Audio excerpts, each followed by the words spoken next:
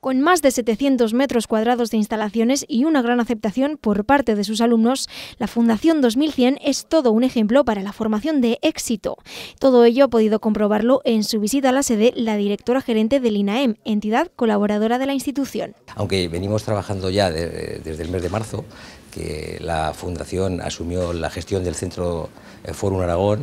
En el mes de marzo hemos ejecutado ya una programación, pero oficialmente no estaba inaugurado. Entonces es la puesta de largo de la Fundación y por eso es un honor para nosotros que haya venido la directora y el jefe de servicio a inaugurar la Fundación. Fundación 2100 apoya la integración de los jóvenes al mercado laboral a través de la formación y especialización en diferentes áreas, esencial para encontrar un trabajo de larga duración y sobre todo de calidad.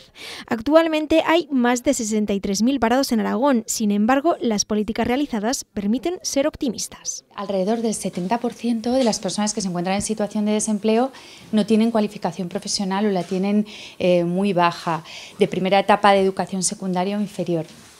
Esto significa el impacto directo que existe entre la formación y la salida de las listas del desempleo.